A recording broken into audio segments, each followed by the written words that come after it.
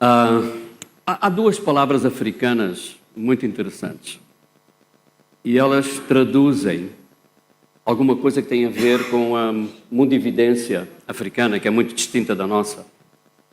A nossa maneira de ver o mundo ocidental é muito egoísta, é muito centrada na pessoa e com muita dificuldade nós temos condições ou nos encontramos com o coração muito aberto. Claro, quem é crente tem mais facilidade, porque o seu coração já foi tocado por Deus, pela palavra, não é? Por Cristo, pelo Espírito Santo, e nós carregamos, não é? Os sofrimentos uns dos outros e a nossa atenção também se vira para essas pessoas. Mas, como eu estava a dizer, os africanos têm duas palavras muito interessantes, únicas no mundo. E é difícil até traduzir, tem que ser traduzido por uma frase. Não podem ser traduzidas por uma palavra só. Uma é a palavra simonie. Ela significa estamos juntos. E se os irmãos repararem, o cumprimento africano, de uma maneira geral, é este: estamos juntos. Não se concebe a vida sem o outro. É impossível. Mas a outra palavra que eu, para mim, acho extraordinária, que alguns da informática conhecem, por outras razões, é o Ubuntu. Não é? Conhecem o Ubuntu? Alguns conhecem. Da informática. É um sistema operativo livre. Mas o Ubuntu significa eu sou porque tu és. Já querem pensar um pouquinho sobre isto? Vira para quem está ao teu lado e diz isto: eu sou porque tu és. Digam lá, vamos lá. Agora, disseram, estão a pensar isso, estão a viver isso, estão... Aí a história é outra, não é? É impossível amarmos alguém sem uma renúncia completa do nosso ser e da nossa existência. Quando nós nos entregamos ao outro, quando eu me entreguei à minha esposa, foi de vez. Já lá vão 53 anos, fora os de namoro. E quando Cristo se deu, deu-se de vez. Ele amou-nos. E nesse amor, Ele foi atender claramente aquilo que eram as nossas necessidades. Passou aquele ciclone Idai na beira. Todos conhecem, todos sabem até o nome Idai. É um nome próprio, não é? Alguém sabe qual era o diâmetro desse ciclone? Alguém reparou? Não. Eu só posso dizer o seguinte: o ciclone, no seu todo, exceto aqueles braços semicurvos mais externos, cobriria o nosso território todo de uma só vez. Porque ele tinha um diâmetro de 600 quilómetros. E nós não...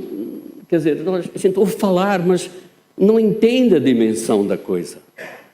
Quando aquele ciclone entrou ali na zona da beira, e quando as pessoas ouviram o vento a soprar e as telhas a voarem, as janelas a partirem-se, as portas a desaparecer, e a água em catadupa entrar pelas suas casas adentro e ficaram encharcados, alguns foram, infelizmente, degolados no meio da rua por chapas que voavam dos telhados. Não imaginamos. De repente, um silêncio. Era o olho do ciclone. Zero vento, zero silêncio, barulho nenhum. Minutos depois, tudo de novo. Perdemos muita coisa. 80% da cidade ficou sem telhados. É 80% de uma cidade de 750 mil habitantes. Uma cidade do tamanho do Porto. 80% ficou sem os seus telhados. E desses, 20, 30% sem as suas paredes, ou com as paredes estragadas a ponto de não poderem mais suportar outro telhado, tem que ser derrubado e construído de novo. Isso aconteceu com as nossas igrejas, com os nossos templos. O Instituto Teológico Batista, que nós ajudámos e construímos até com as nossas próprias mãos durante 15 anos, nós lá estivemos, sobram 4 salas de paredes nuas, nada mais. A biblioteca onde eu deixei a minha biblioteca, eu doei a minha biblioteca, De 2.000 livros, sobraram 20. O resto acabou. A dificuldade, meus irmãos, não é somente a desgraça, aquilo que ocorreu, aquilo que aconteceu. A dificuldade é que eles não têm condições de reconstruir. E podem imaginar para onde foi parar o preço de uma chapa de zinco para cobrir um telhado? Ou uma madeira para uma asna, para uma tesoura do telhado? Subiu 50 vezes mais o preço. Quem já não tinha condições de comprar uma chapa normal, imagina agora, em termos de preço, aquilo subiu. Eles não precisam de alimento, porque todas as organizações governamentais estão a dar alimento. Não precisam de medicamentos, porque a AMI, os Médicos Sem Fronteira, a FAO, organizações não governamentais do mundo inteiro, inclusive da Índia. Da China não. Mas da Índia, do Paquistão, de Portugal, da Espanha, de toda a Europa. Os Estados Unidos também foram os últimos a entrar. Vêm com um aparato enorme, mas quando eles entram já está tudo feito. Eles não precisam disso. Porque está a ser distribuída roupa, está a ser distribuído sapato, está a ser distribuído tudo quanto eles precisam nesse sentido, nesse aspecto. Mas não têm dinheiro para pôr uma chapa em cima da sua cabeça. E é isso que é preciso. Então, quando ofertarem, ofertem designando para que é. Eu sei que a Convenção Batista Portuguesa, porque eu já falei com o atual presidente e ele disse-me que esse dinheiro vai ser para a construção dos templos e das casas que ficaram destruídas. Claro, nós não temos condições de fazer tudo, mas aquilo que é possível fazer será feito. Eu quero passar rapidamente uma pequena apresentação para podermos, não sei se vai dar para ver muito bem, mas eu espero que sim.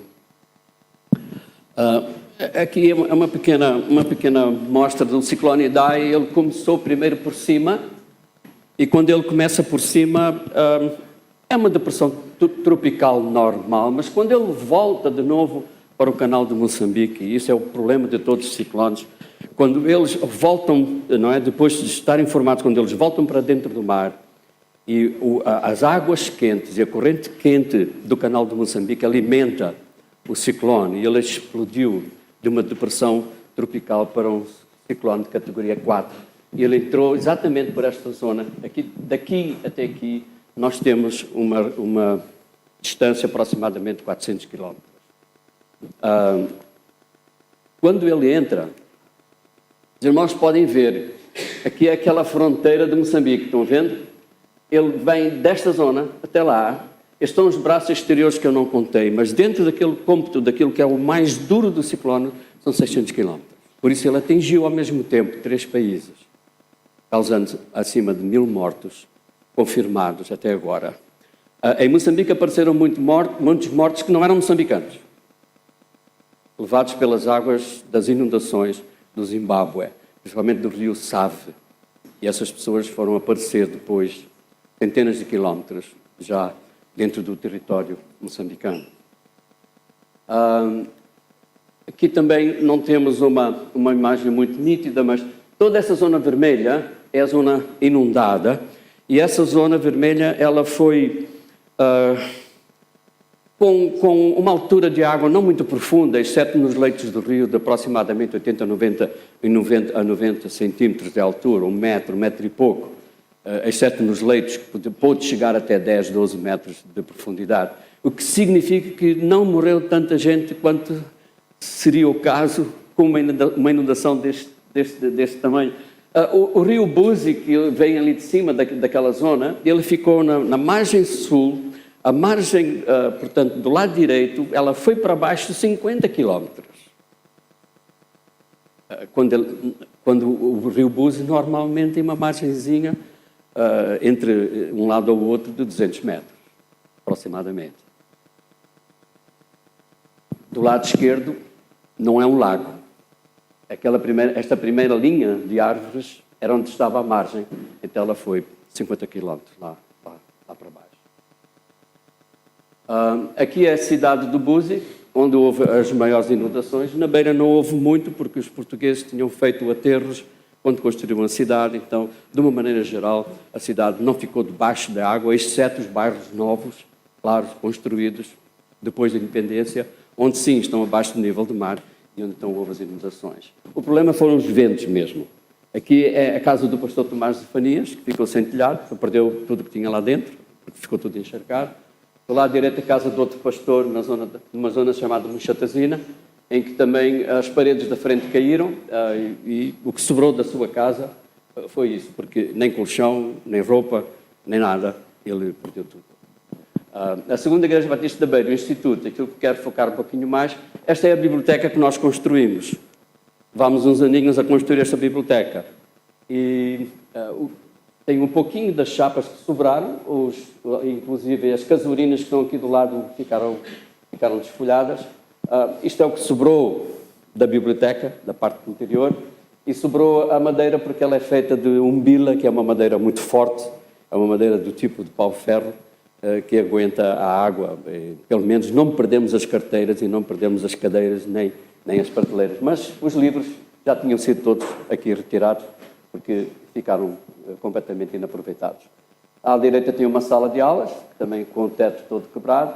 Do lado esquerdo são as outras 4 salas também onde se reúnem as crianças do programa de evangelização infantil.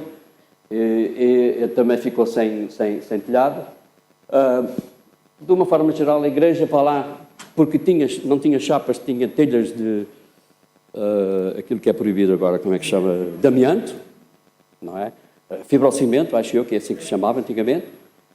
Aguentaram a tempestade e tem uma despesa mínima para poder arranjar. Quais são as ações necessárias? Bom, em termos de auxílio, nesta altura, as pessoas, já vos disse, é ajudar na reconstrução das suas casas, principalmente na compra das chapas, uma outra madeira, os parafusos, os arames para apertar aquelas chapas. Principalmente é isso que é preciso. Vidros para as janelas, está difícil encontrá-los, e também as portas que foram levadas. Como é que podem ajudar? Orando pelas famílias empobrecidas, porque alguns agora perderam os seus empregos. É muito difícil restabelecer a economia em termos daquilo que ela era, porque tudo ficou destruído. O povo moçambicano é um povo resiliente, é um povo que é criativo, não tem procura, ou faz, ou arranja de uma maneira que possa resolver a questão. Eu posso aqui ser muito longo, mas há outras coisas para fazer, não é? Mas quando não há, meus irmãos, dá-se uma ala debaixo de uma maforreira, que é uma árvore. Está a chover, abre-se o guarda-chuva. Não tem guarda-chuva, pega numa lona, pega num plástico. Não ficam a lamentar porque não há condições. Ou porque não estão reunidas condições. Não há condições, cria-se as condições, nem que sejam precárias. E fazem. No dia a seguir, no domingo a seguir ao ciclone ter passado, a igreja inteira estava no templo sem teto, cá fora, à chuva, cantando, dançando e ouvindo a mensagem. À chuva. Se fosse aqui, os irmãos não viriam. Ficariam em suas casas. Quase tenho a certeza. Há exceções. Há exceções.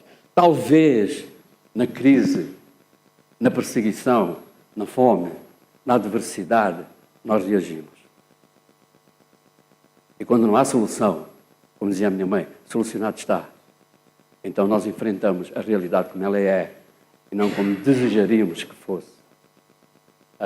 Querem ir? Não façam como muitos portugueses que foram para lá de paraquedas.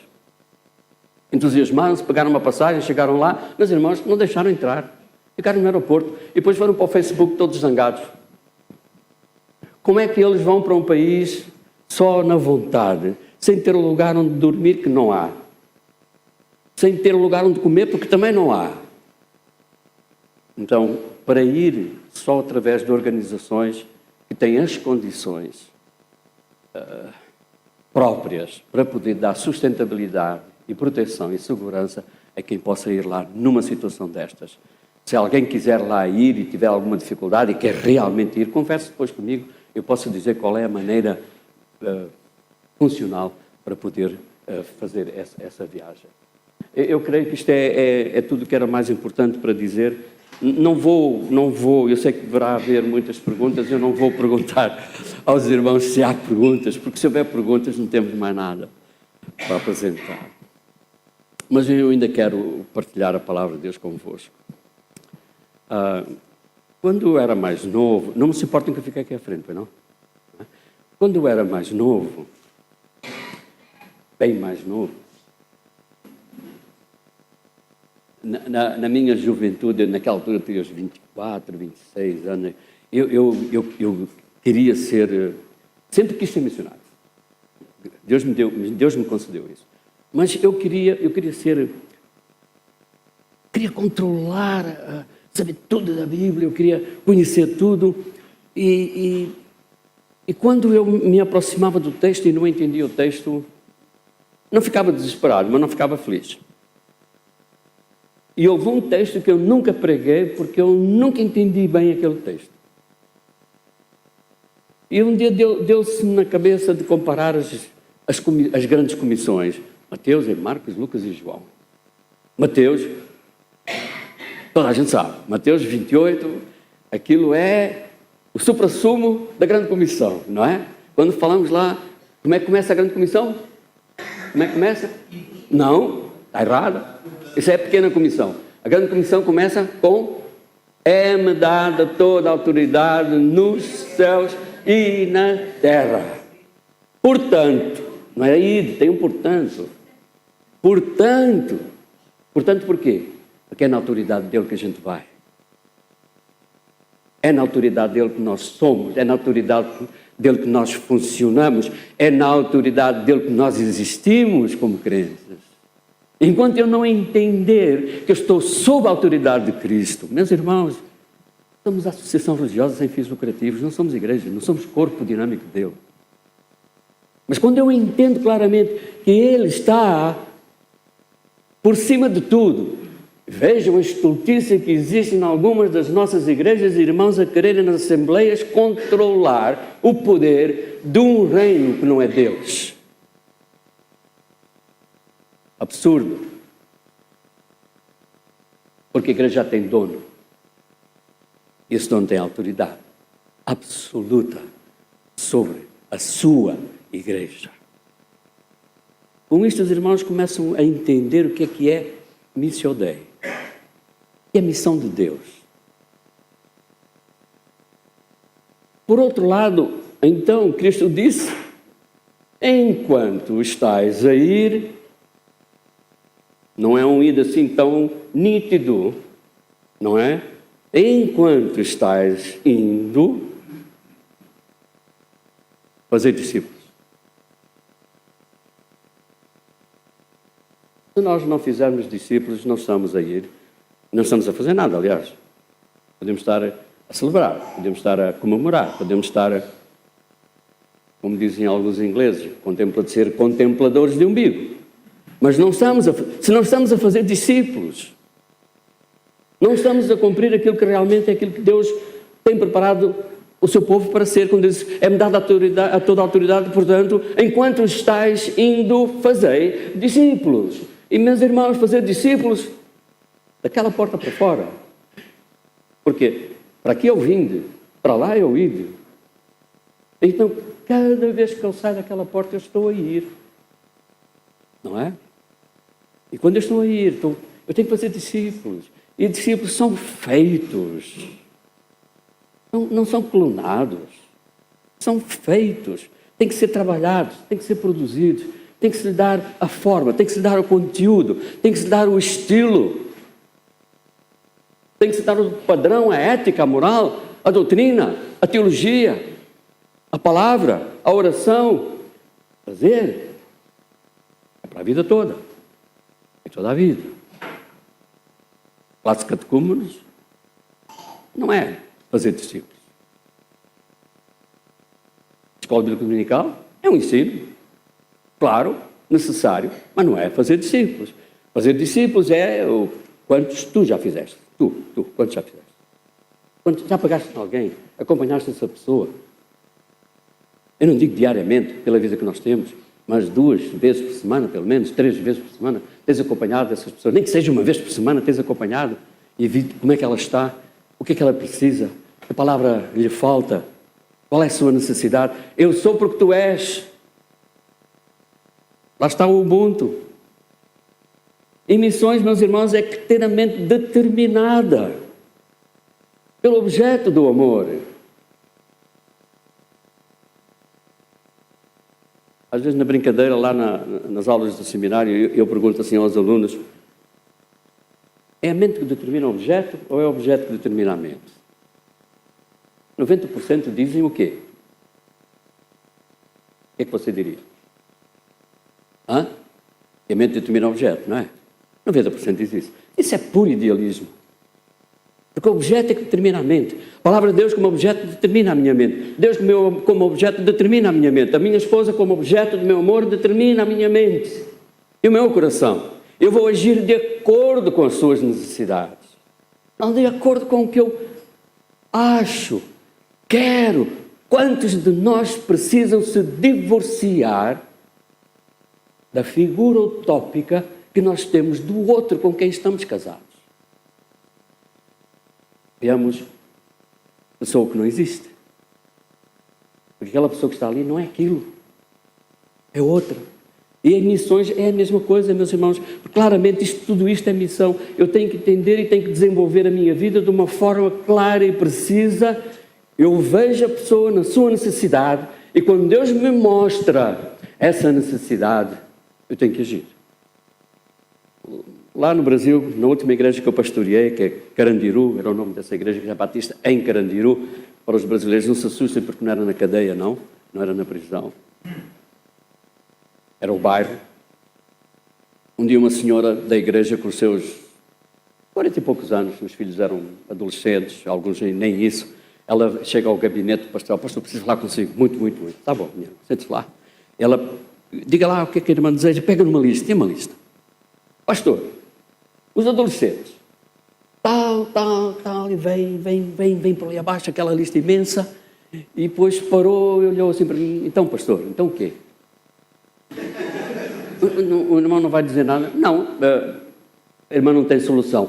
Por acaso até tenho. Tinha aqui uma lista, outra lista, para isto, para aquilo, para isto, aquilo, e tinha lá as soluções. Terminou, virou-se para mim: então pastor, o quê? A irmã não viu o problema? O seu coração determinado por essa necessidade, a irmã não tem a solução? Então vai e faça. Vai e faça. É missão. Não se faz missão no banco. Não se faz missão com uma oferta para descartar a nossa consciência. Não se celebra missões. Missões fazem-se.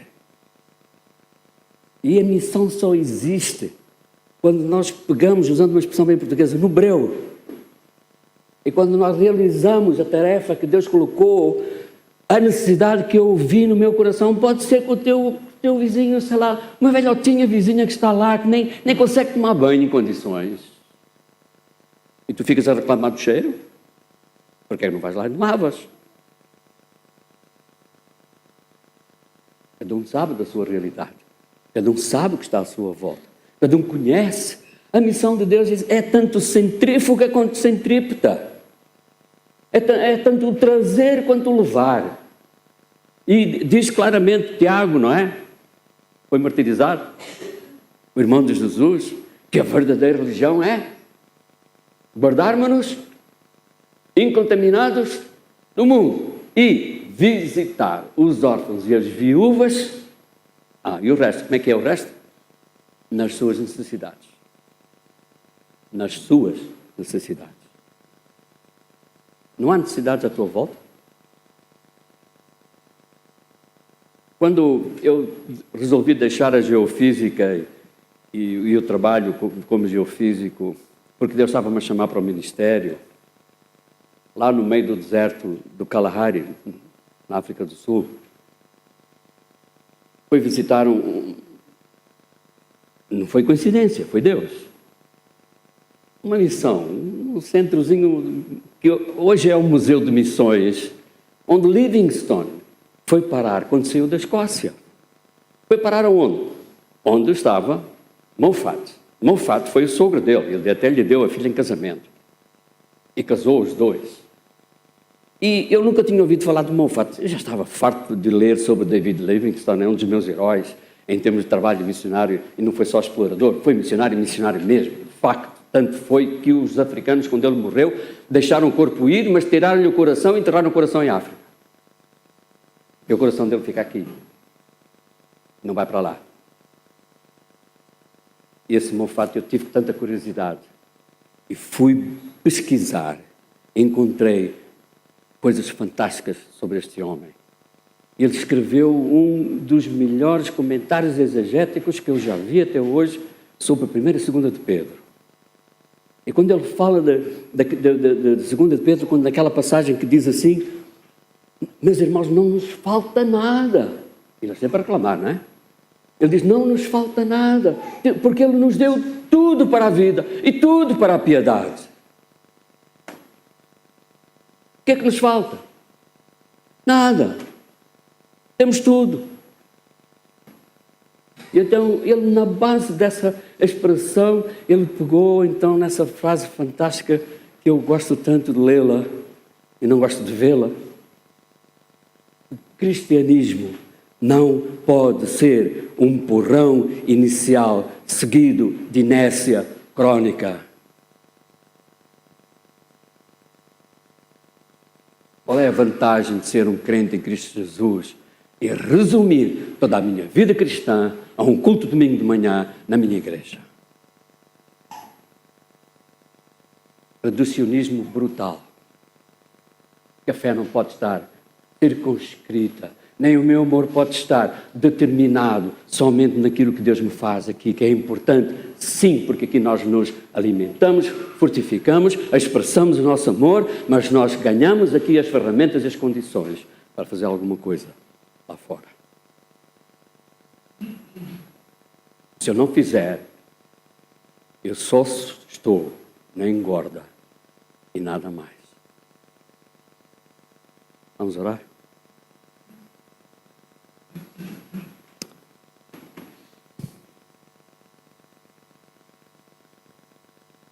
Pedimos a tua bênção, querido Deus.